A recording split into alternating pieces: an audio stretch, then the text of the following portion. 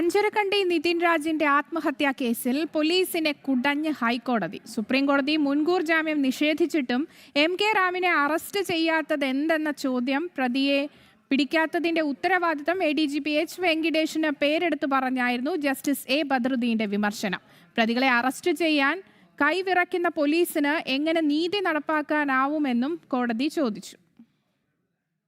Anjarakandy dental കോളേജിലെ വിദ്യാർത്ഥി നിതിൻ രാജിന്റെ മരണവുമായി ബന്ധപ്പെട്ട കേസിലെ ഒന്നാം പ്രതി ഡോക്ടർ MK റാമിന്റെ അറസ്റ്റ് വൈകുന്നതിലാണ് ഹൈക്കോടതിയുടെ വിമർശനം. സുപ്രീം കോടതി മുൻകൂർ ജാമ്യം നിഷേധിച്ചിട്ടും എന്തുകൊണ്ട് റാമിനെ അറസ്റ്റ് ചെയ്യുന്നില്ല?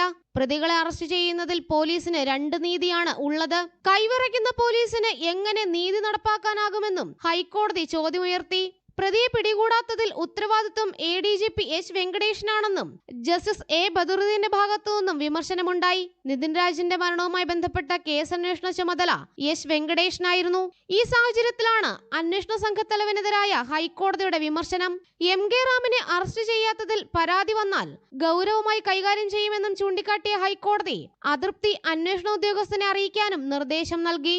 ബോഡി ബിൽഡർമാരെ പോലീസ് സേനയിൽ മാനദണ്ഡം ലംഘിച്ച് നിയമിച്ചതുമായി ബന്ധപ്പെട്ട ഹർജി പരിഗണിക്കവെയാണ് നിതിൻ രാജ് കേസിൽ ഹൈക്കോടതിയുടെ വിമർശനം. നിതിൻ രാജിന്റെ മരണം നടന്ന് 3 മാസം പിന്നിട്ടിട്ടും കേസിലെ ഒന്നാം പ്രതി ഡോക്ടർ MK റാമിനെ പോലീസ് പിടികൂടാത്തതിൽ നേരത്തെയും വ്യാപക വിമർശനം ഉയർന്നിരുന്നു. ജനം, കൊച്ചി.